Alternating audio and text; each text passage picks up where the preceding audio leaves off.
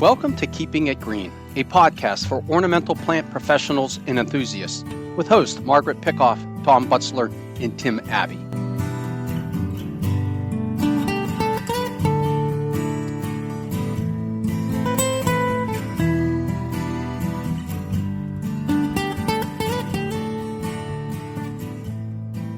Hello, welcome to Keeping It Green, a podcast from Penn State Extension for ornamental plant professionals and enthusiasts. I'm one of your hosts, Margaret Pickoff. I'm a horticulture educator with Penn State Extension, and on each episode, I'll be joined by one of my colleagues on the green industry team as a co-host. On today's episode, my co-host is Tom Butzler. Hello, Tom. Hey, Margaret. Great to be here. Thanks for being on today. On today's episode, we'll be joined by Kat Meholic from Hagley Museum and Library and co-founder of Women in Horticulture.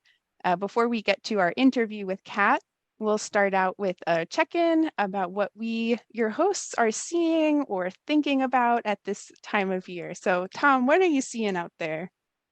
Hey, there's a lot of activity out there. And I got to tell you today, Margaret, I am hurting. So at lunchtime, I was able to jump out into my couple of my beehives.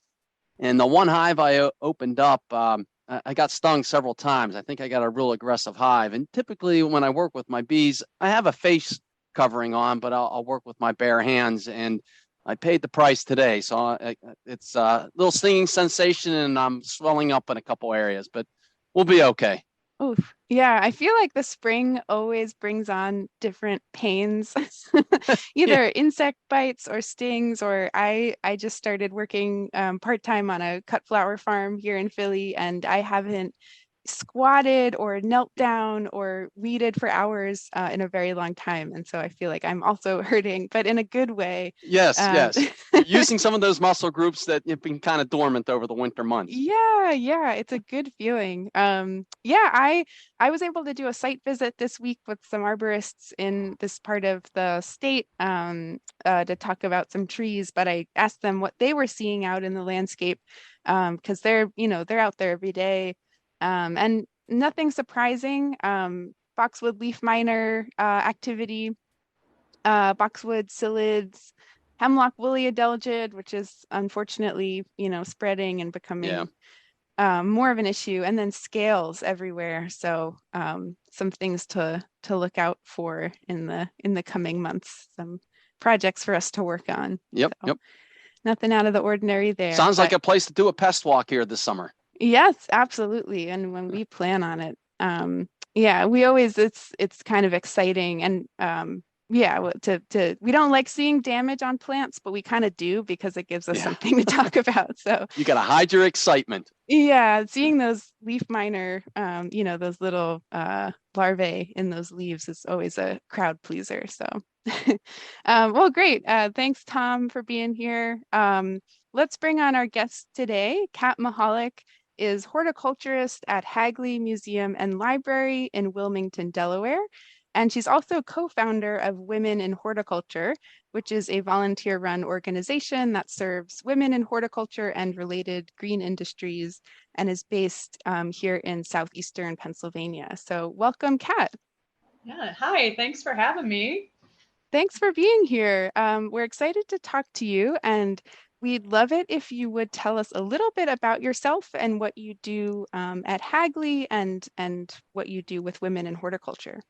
Yeah, sure. So I am a horticulturist with Hagley, and we're a small garden and small organization. It's the first DuPont estate, so there's a lot of history, and it started as a gunpowder manufacturing site.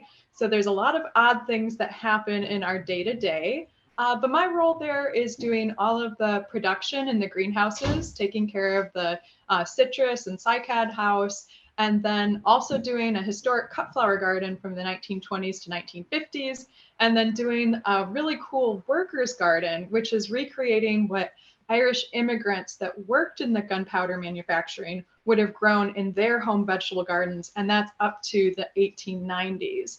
So lots of little things to take care of, and every day I walk in, there's something different, and there's only 3 of us working on the grounds. and then or in the gardens, and then our boss Paul Orpello oversees everything and tries to make the garden shine at the institution itself. So it's a fun place to be. Yeah. So you mentioned these gardens, these couple of these gardens you're working on. So how are you recreating these? Are you going into some journals, old diaries, going to the library? I mean, it sounds like you're doing horticulture / library work. Yeah, I wish. And my training is in living collections management and plant curation. So I love the history and I love the research side. Good news is a lot of that work has already been done by my predecessors. So I'm accessing a lot of their notes. Sorry about the noise. Accessing a lot of their notes and their research. And Hagley has a whole team of librarians and historians that really take pride in doing this work and doing it really well. The only research that I'm really doing is doing research on individual cultivars. So we know a lot of what plant species were grown there, but there are cultivars that could have been grown at that time that we can grow. So that's still within the scope of our collection, that if theoretically these immigrants could have had access to these plants, then we can plant those in this area, in our gardens. Wow, so you're really getting specific down to the cultivars that were planted many, many decades ago. Exactly. Yeah. And it's kind of sad because 1890s is kind of our cutoff. And occasionally I'll find something that's like 1896 and it's like, no, that's too late. I can't justify planting that. Oh, wow. And it's been neat to see that in my vegetable gardens, I can plant at Hagley. The workers' garden can't have fennel or artichoke, but for the same time period in the formal French vegetable garden that's at the main house, my coworker can plant artichoke and fennel and some other crops that would be more likely the DuPonts, and the rich family at the time would have access to that type of produce. So. Oh, interesting. So then what's in the Irish worker garden? What were they growing? A little bit of everything, actually. I was surprised at the diversity. So tomatoes, peppers, kale, cabbage, what else? Garlic. I was actually really surprised about the garlic. Lots of herbs, and we're doing a new installation this year. My volunteer researched what medicinal plants workers at that time period might be growing. And so we're actually doing a new installation in one of the outside beds. And thankfully they're deer resistant for the most part, of plants that non-traditional plants that would have been grown medicinally. So things like dandelions, horehound, the traditional marshmallow, the genus is Althea, and just a really interesting mix. We're even growing mullein, and I only had 2 mullein seed germinate. So this roadside weed, I only got 2 of them to germinate. Oh, isn't that always how it goes? It's like, now you're not going to grow. Yeah, exactly. Yeah, what a horticulturist I am, right? Yeah. Is there anything different about how the garden is laid out? Like, is it still like what you would see in a vegetable garden today? Or, I've seen a couple of museums from the colonial period that have very different vegetable garden layouts. And I kind of wonder, for this time period, would you be able to tell like, oh, there's something different about the layout or the bed size or shape or anything like that? In this case, the layout isn't historically accurate. Okay. So it's really the plants that are historically accurate. I do put my own spin on it. So my colleague who oversees the formal French garden, all of her rows are super tidy. Every string and trellis is super neat. And I think, what would a gunpowder worker have done at this time? And honestly, if that stake is a little too tall or that's sagging a little bit, I don't care. I'm tired. In my hypothetical world, I'm tired. Yeah. I came home from work and I'm just trying to feed my family and enjoy my life. So mine is a little more rustic. It's definitely not Chanticleer's vegetable garden or the formal French vegetable garden. It's a little rough around the edges, which I like. Yeah, and that must be kind of a cool juxtaposition, or an interesting one, between the more formal garden that would have been for the wealthy DuPont family versus what their workers were kind of creating or working with Is there does the museum kind of go into that sort of dichotomy of like this super wealthy family versus workers, and what conditions were like, or Yeah, it's funny that you bring that up specifically about the two gardens, because that's something me and my coworkers think about a lot. And I didn't realize until talking to a docent today that there actually is a special tour that Hagley runs periodically, focused on the differences between the workers' vegetable garden and the DuPont family vegetable garden. And so it's really exciting that these docents are that interested in the history and that passionate about the garden. So hopefully we'll see that back on the calendar coming up. Hey, Kat, take a step backwards. I'm always interested on how people become interested in plants. Why they went into a career that revolves around plants, because a lot of people don't go into that. I look at my own kids, and one's going into chemistry, one's going into accounting. What sparked your interest to get you to where you are? Oh, so this isn't a very good story, but I was a biology major, and I love my parents, but I kind of felt forced into that as opposed to conservation. And so I was in bio, and I wasn't having a good time, and I kept skipping my calculus BC classes to go and re-landscape my parents' yard. And finally, yeah, right, that's a sign right there. Finally, I had this great advisor, and she suggested taking classes just for things that I felt passionate about. So I took one plant class, and the advisor or the instructor was fantastic. And he suggested I do an internship. And then the Dr. Frett, who oversaw that internship at University of Delaware, was amazing. And then he introduced me to other people for other internships, and they were amazing. And it just was all of these wonderful, passionate plant people just sharing their addiction of plants that really got under my skin. And it did everything for me. It was the science, it was being outside, it was being active, it was being around people. And plants are the foundation for everything. And then there's the art on top of it. So it's just a really exciting place to be. And I have changed my focus a little bit from more scientific to this more hands-on and more scientific or IPM based. So it's really cool that the same degree you can do so many things. So yeah, Hey, I think that's a great story. I wouldn't downplay that. I think that's very interesting. Okay. A lot of people they're like, I was gardening with my grandmother when I was 5, and I was like, well, not so much. Yeah, and it seems like, I guess we live fairly close to each other. I'm in Philadelphia, and there's just such a great concentration of amazing public gardens around us. And in kind of looking at your work history, it seems like you've had opportunities at a lot of these institutions: Mount Cuba, Chanticleer. You worked at Ambler Arboretum for a while, and we had Kathy Salisbury on our podcast a couple months ago. And I think when I first met you, you were still at Ambler. Yeah. But yeah, it's just cool that you've gotten to collect these different sort of experiences in a pretty small geographic range, but there's just such a wealth of these different public garden institutions right here in the greater Philly area.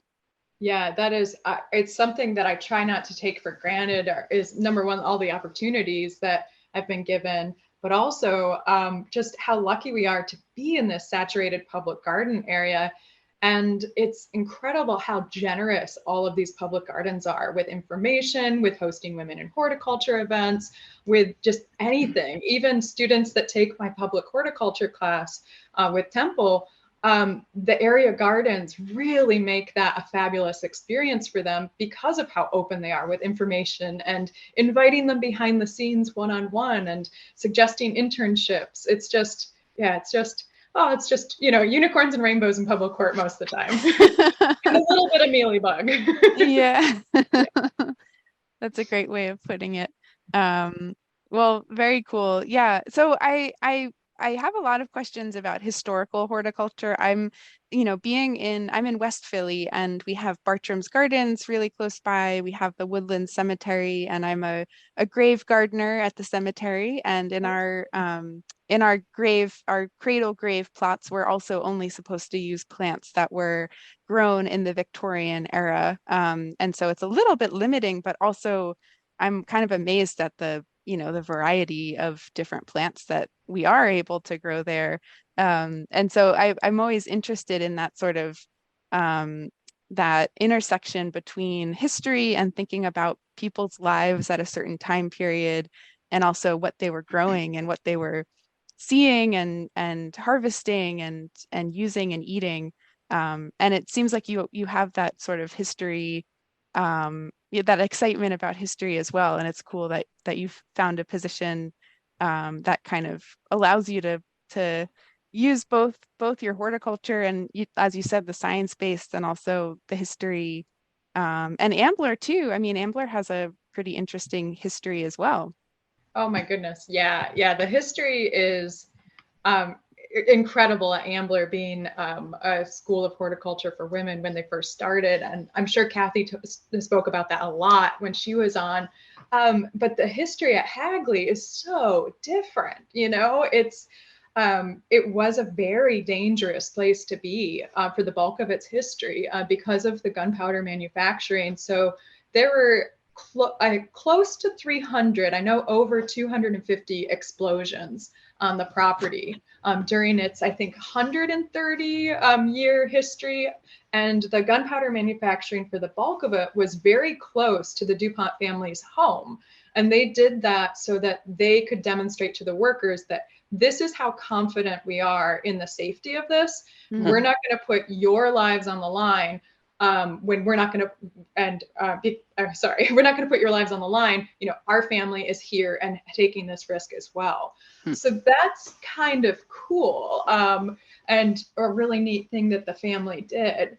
But you mentioned, the Bartram's Garden, and John Bartram is one of my favorite historic wild collectors. And he's kind of my anything in American history. His lifespan, 1699 to 1777, is kind of how I kind of fit everything in my historic timeline. So he's just fantastic. And not the best writer, William Bartram really took that mantle, but it's still, the history of gardens, and especially in this area, is pretty darn incredible. And Hagley has allowed a little bit of that, but I've only been there since June. So I'm still getting a feel for how seasonal everything is there, and just chipping away at a very, very deep history. So just kind of curious, talking about gunpowder, were they making at that time missiles or bombs or explosives? And where I'm going with this is, have you ever dug anything up in the gardens or the landscape that may have been kind of dangerous? Probably not dangerous. I'm very surprised. My coworker and I talk about this a lot in the workers' garden, how much debris we're still finding. Whether that be old pieces of metal, even rocks. It's surprising how many rocks we have, considering how long this has been worked. But little bits of pottery and little tiny fragments. That's been pretty surprising that stuff is still in the soil. But the closest thing to dangerous would be, we do have to clean up the firework debris, which I didn't know fireworks produced debris that was substantial enough to be picked up. And we are an organic garden, so we do use weed torches a lot. And so my poor coworker was out, where this is going. Oh, gosh. I think so. A weed torch on a gravel path after fireworks, and we thought we had cleaned up everything. And he had a couple pieces that lit on fire pretty bad. So we just acknowledge our explosive history even to this day. Oh, wow. Yeah, fireworks are great if they're nice and far away. Yeah. Don't want to be that up close. Well, it's such an interesting job, and I've never been to Hagley, but I absolutely want to visit and learn more about the history there. I had never been there before. Before my interview, I was there once to drop off plants, and I live 10 minutes away. And then I was there for my interview. And after that, it's just been amazing how much of a resource this is. So even if you just want to walk by the Brandywine, my favorite view right on the Brandywine is at Hagley. And there's so much peaceful walking you can do. We have so many bald eagles and wood ducks and just incredible wildlife and populations of plants. And then you have the history and the gardens and the house tour. And it's just, I cannot believe how fantastic it is. And I'm kicking myself that I never was a visitor before this. Yeah, I have to come down and make a visit. Yeah, it's one of those, I guess, one of those hidden gems. And there are a lot of those, across the state, but certainly in this part of the state, you hear about, the big gardens a lot. You hear about Longwood all the time, but there's a lot of smaller gardens that are also really great resources that I are definitely on my list. So Hagley is on there for sure. So the reason that I first met you, Kat, was through Women in Horticulture. And as a woman in horticulture, I was excited that there was this organization based in southeastern Pennsylvania, where I live, that provided networking opportunities and other support and events for women in our industry. And I think that was when you were still at Ambler, because you gave me a tour of the Arboretum.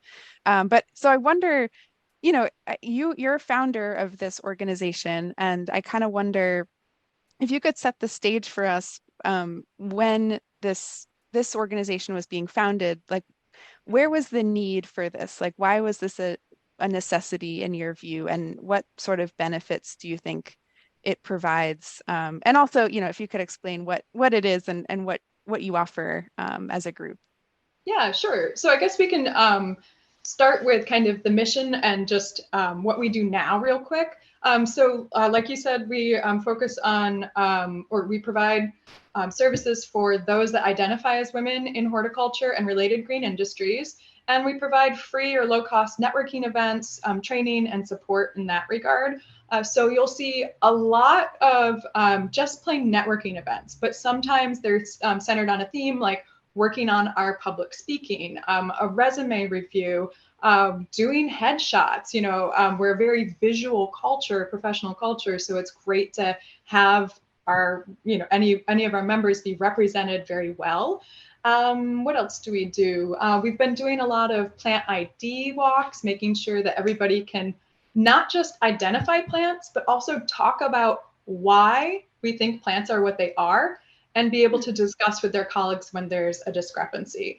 So we partner with a lot of different public gardens to host these events and make them happen. And we do a whole lot besides that. But to get to the first part of your question is how it even came to be. So we were talking a little bit earlier about the generous nature of public gardens.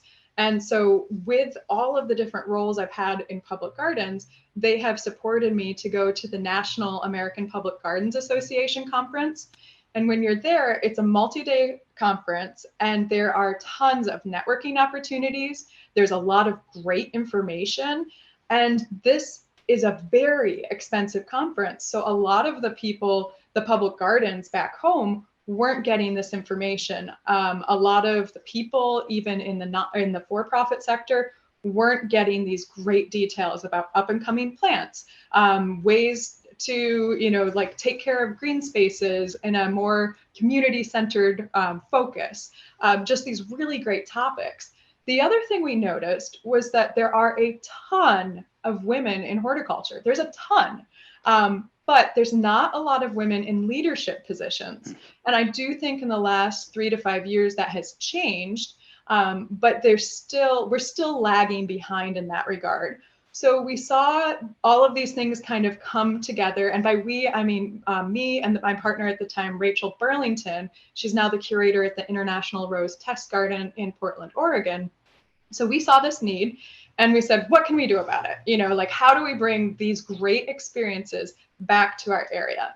So we, probably put our heads together for half a day, read Nonprofits for Dummies, did internet searches for every type of women organization we could find. There's a great one in Australia, which is more for-profit focused than nonprofit focused.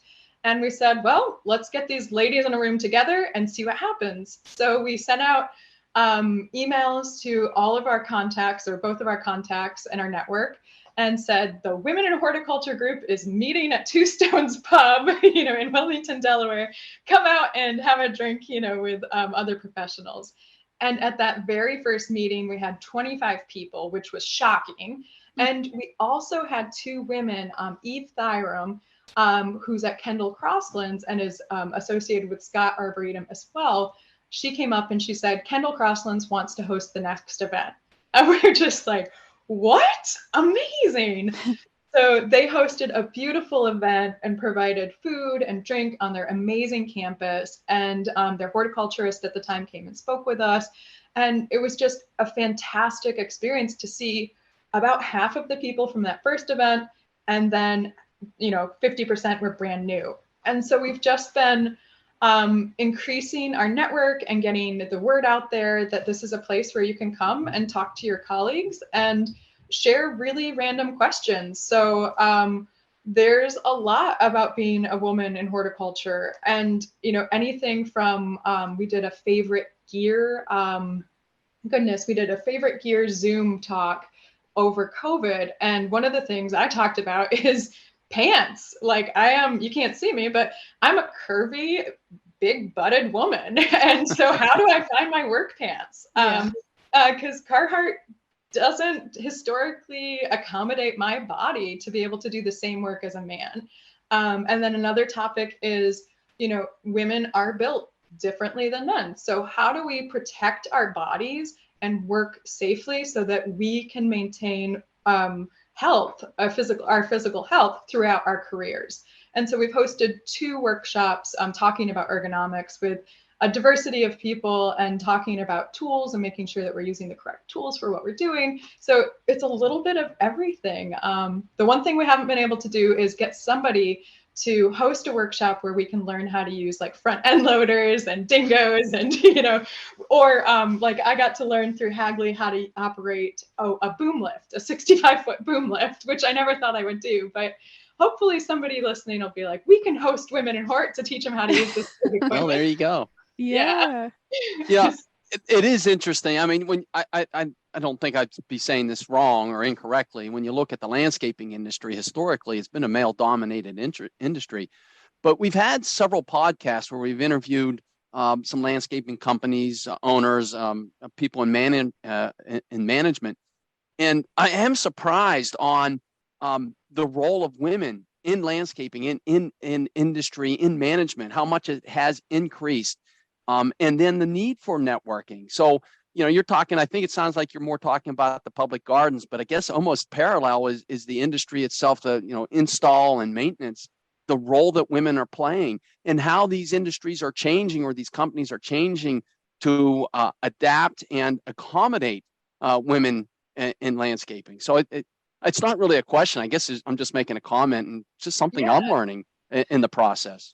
Yeah, and about, I would agree with you that it's definitely becoming more friendly. And about 4 years ago, we really started to focus on women in Hort connecting the nonprofit world with the for-profit world. So an example would be in a goal of Mount Cuba Center, which focuses on native plants and getting people to plant native plants. So if that information and their research and their professional staff isn't getting in touch with the landscapers, with the garden centers, with the nursery industries, with the people who are interfacing with homeowners, then they're not going to be successful in their long-term goal, and we're all going to suffer from climate change forever. But, I mean, I'm being a little dramatic. So with Women in Hort, we really wanted to focus on connecting our for-profit and nonprofit colleagues, both for information sharing of what's happening in our institutions, and just because we also all love plants. And some of our for-profit colleagues aren't as spoiled as we are in the public Hort realm. Like, we are spoiled in the public Hort realm. So I guess giving them a chance to talk to plant people and just seeing what the other side is like. I know we give the nursery industry, a lot of the public Hort industry gives the nursery industry like, man, why aren't they doing it this way? But we don't understand the pressure that's on that. And we don't understand interfacing with some of these, either homeowners or businesses that aren't just excited about a plant for the sake of it being a plant.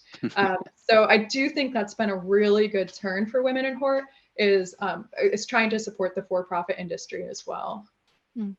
Yeah, I think I had mentioned before we kind of in an email before we recorded this that we recorded a previous podcast with the Women in Landscaping Network through the NALP, and they brought up a lot of and that's very much in the for-profit world, and both of these women have positions in sort of the business leadership administration side of things, and so they're coming at it from a different perspective than someone who's out there in the field every day. But they brought up some really similar, issues with well, I think I actually brought up the issue with pants, because I think that it is like if you talk to any woman who works in this field, it is so hard to find work pants that work well and fit well, and also hand tools and other larger shovels and things, rather than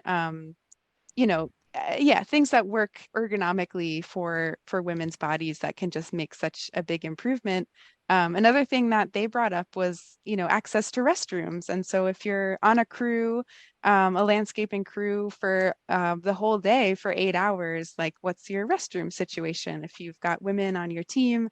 And all these things that were really interesting to talk about. But it was very clear that these aren't necessarily really complicated issues, but it meant a lot that they had this community to be able to share those challenges with. And even if just, hopefully to make them better, but even if just to, as an acknowledgement, like, yes, this is a hard part about working in our field, and other people out there are struggling with it as well, that can be such a powerful thing. And I know I'm the women in horticulture events that I've been able to go to, that is such a it's nice to feel like you're in solidarity with other people who are experiencing similar issues or struggles out in the field. Oh, totally. Yeah. And it is, it is so inspiring to me going to these Women in Hort meetings. So I wear a lot of hats. I volunteer at a lot of places. I do a lot of writing, and then I have a home project working on a taxolist. So I'm very busy, and sometimes I don't do my due diligence getting around women in horticulture events. And I'm like, oh man, this is a lot of work. Why do I keep doing this? And then you go to an event and it's just like, you meet so many cool people and you get so much good information. And then I just get so excited and fired up about the field and my job, and just all of my projects, being able to talk to people about the specific issues I'm having, or celebrate small victories, that are happening in my professional life. So it's kind of, I guess, self-serving, to keep making these events happening, because then they motivate me and get me excited for the next event. But it's been a really positive experience, despite the amount of work that it takes to make it all run. And do you have an idea of, in terms of the membership, the events are all based around southeastern Pennsylvania, maybe in Delaware a little bit. Do you have a sense of the range of membership, like geographic range? Because I know there's also a Facebook page that's really active, that might allow people to participate from further away. Do you ever get people contacting women in Hort from other states or other parts of the country kind of wanting to be a part of this? Oh, totally. Yeah. So I don't have, we don't have a formal membership. So that was one thing we have specifically decided on, not to have a paid membership, just to make it more inclusive. So loosely, I think we're at about 1,000 people on our Facebook page. Then we do have a specific Delaware Valley private Facebook page. And then there's also a Women in Horticulture group in the Willamette Valley, just outside of Portland. And they have a private Facebook page, and we're in constant communication. That's where Rachel Burlington ended up moving. So that's how that got there. And they're working on, we're working behind the scenes to see if we can start doing, oh, what are they called? Not factions. That's a bad thing. What am I looking for? Different sections, for the lack of, there's a proper word for it. Like Anyway, chapters or? yes, thank you. That's the word. Yeah, definitely not factions. Different chapters. So we're working behind the scenes to see about chapters. With, with COVID shutdown, we had the opportunity to switch to Zoom, and that was great because it did increase the way that people can interact with women in hort and not have to be here. So we were able to have we were able to have like guest speakers from all over the country, and then people participating as well. So we do have people contact us from all over, and our website is a great place to look at for resources that can apply to anyone. So the Women in Hort website has a couple different sections, and it's a little scruffy right now. I need to get in and clean up our website, but all of the information is still accessible. So we have 5-minute reads, which are just community curated articles that are hopefully timely, that we put on our website, and it should take 5 minutes or less to read it. So you can just hop on there, read one, and be like, I learned something today. But we also have a pretty substantial blog. And so there's 3 sections on our blog. There's the event recap, which if we have an event, we always write a summary of what happened there and try to include information that it's not just telling you what happened, but also it has information that you can read this blog post and learn something, have some type of take-home message that was on topic for that event. And it's also just a fun way to see what we've been up to. Then we have our featured horticulturist blog, which is a pretty exciting, this is my favorite part. When I was in grad school, for the featured horticulturist blog, I would contact women that I admired in the field and ask them to be interviewed for this blog. And then I would ask them to nominate somebody that they respected, and then I'd get in touch with them. And so it just increased how many people I was interacting with. And it's so exciting to sit down over coffee and pick people's brains. So Sharada Krishna, who used to be at Denver Botanic, she evidently is a coffee researcher, and there's over 23 species of coffee. And so she specifically has a coffee import business. And this is all in addition to the work she's doing. So there's really cool stories about really cool people on the featured horticulturist blog. And then the final blog, which is a passion project of a lot of people, and I think you participated in this, is the Historic Women in Horticulture blog. And so this takes a lot of work to not just summarize important women in the history of horticulture.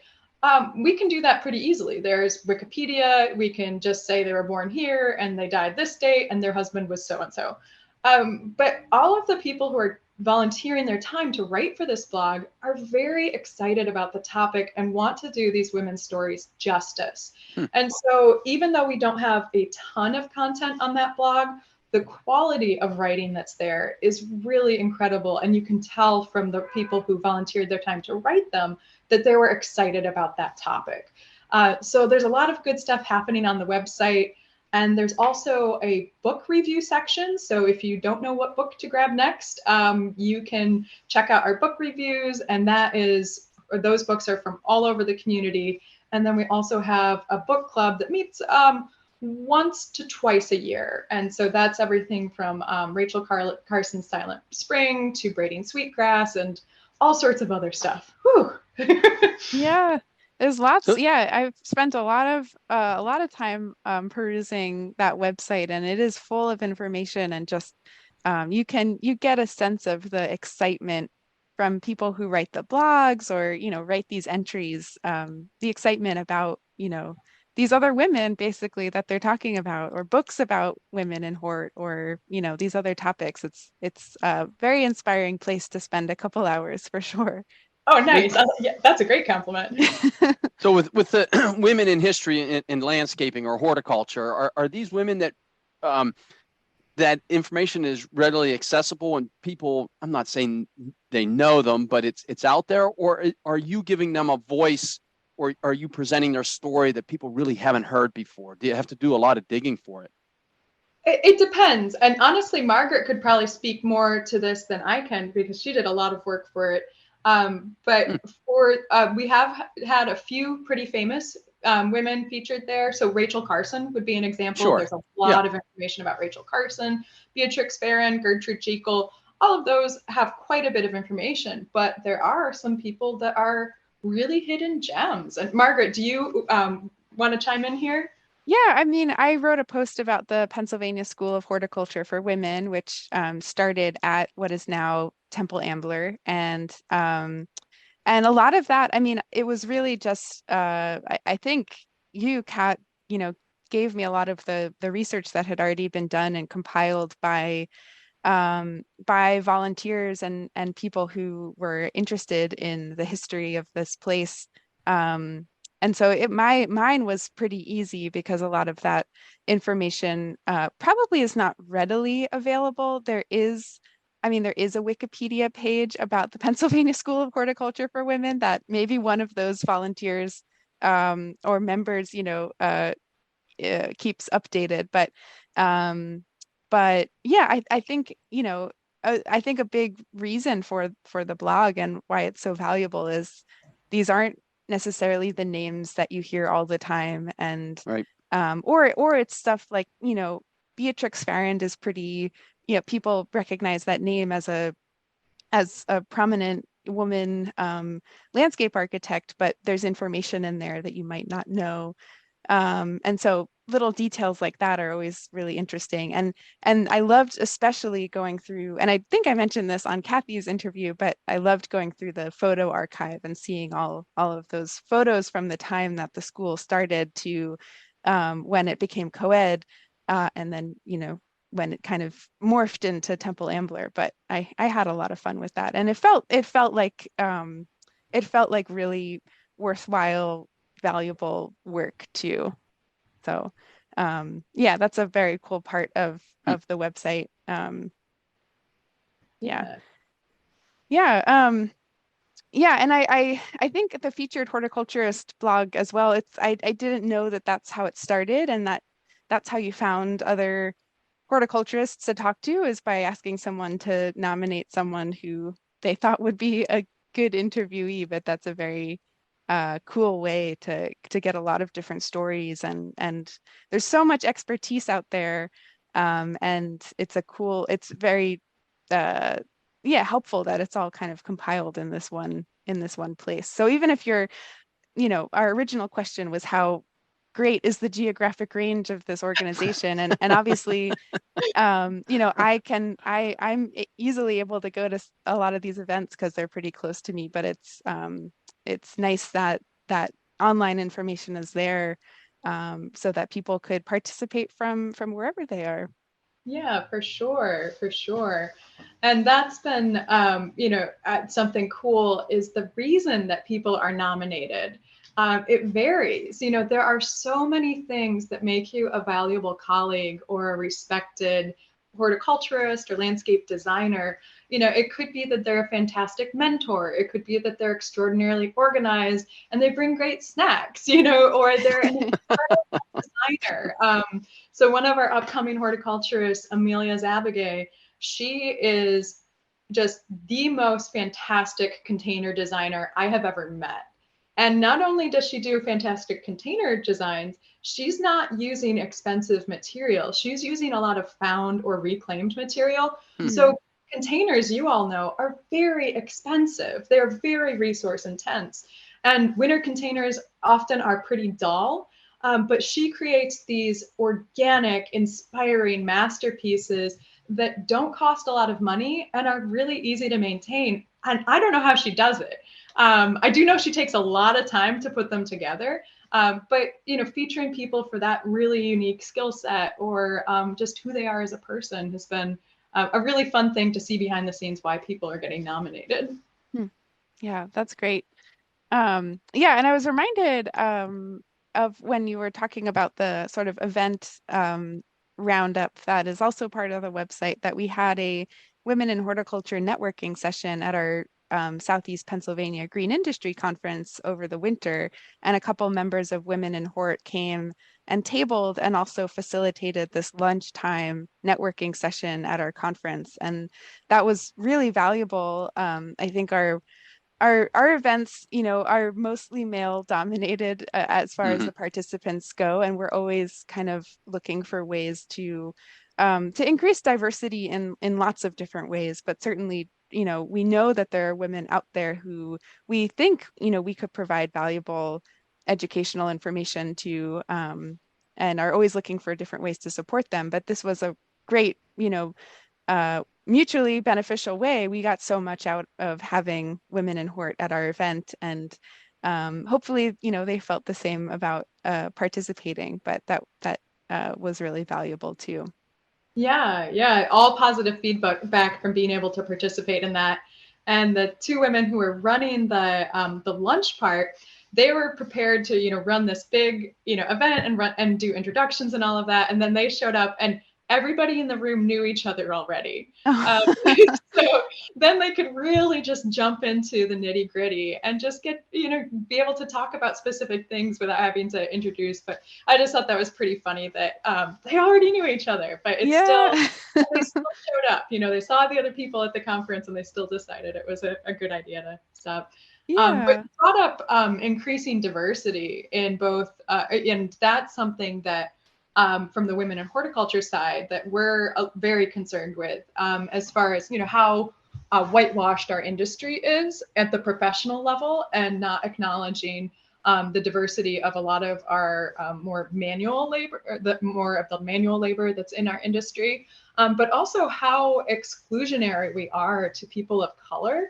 And then even the name women in horticulture is also a little bit exclusive as well. So we are very pro, what am I trying to say? Pro-trans.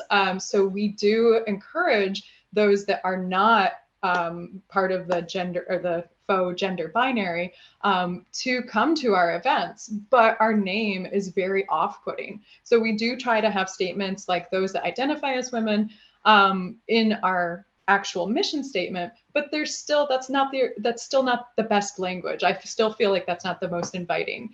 And we do have to, as an organization, we can only do so much. So we do have to make sure that we have an appropriate scope, but we do acknowledge that there is a lot of diversity that's lacking, even in our events and things that we're hosting. And we're hoping to change that and work with partners to make positive changes in that direction. The language that we use is a huge part of it, and I'm glad to hear that that's something that you're grappling with, and you're right that an organization can only do so much, and it's a complex issue to figure out how to address that and make it as inclusive as possible while still uplifting people who have not historically been well represented in this industry, and how to phrase it or make it very clear that that women or people who identify as women are welcome. And I noticed that you used that language when you introduced the group. So it's all an ongoing learning process, but interesting to hear how you guys are sort of working on that. Yeah. Well, Kat, thank you so much. Our time has kind of flown by here, and it's about time to wrap up our conversation. We always like to end our interviews asking a personal question of our guests. And we didn't even really get to talk about plants that much. And a lot of these conversations, I go in, thinking we're going to be talking about plants most of the time, and like a little bit of the organizational stuff or the business stuff, but there's just so much to dig in here, or dig into here. So this can be plant related if you want to, but we're curious what you like to do when you're not working. So pretty much everything is plant related. So I do like hiking with my dogs. On the property that I live on, there's some beautiful, beautiful hiking trails. And of course, I like gardening at home. And one of the funniest observations about my home garden was, you must be a plant collector. And it's like, yeah, I'm guilty of that. Like, oh, Amsonia illustris, I have to have that. Or even gifts. There's this really cool ginkgo that's from a historic property in Delaware. There's this gymnocladis that a woman in Hort, it was my first time meeting her, and she was like, I brought this tree because I thought someone would like this at the event. Well, it's one of my favorite trees. So I was like, please, me. And now that's over 6 feet tall. So home garden, definitely. I volunteer a lot at other gardens just to kind of see what's happening. So I volunteer at Stoneleigh. I try to get up there twice a year. And then I also like Tyler Arboretum. I like to volunteer as their coffee server for their pancake breakfast or be a server for their wine or beer events, because you get to see all of the cool families. And then if you're doing the wine or beer, you get to take home the extra. I don't know. So that's kind of fun. And then I've been in a whiskey club with my dad since February of 2012. And it's amazing. It doesn't seem like a plant hobby, but everything about whiskey depends on, well, liking it, but plants, whether that's the barley or corn, or there's some really bizarre like rice ones.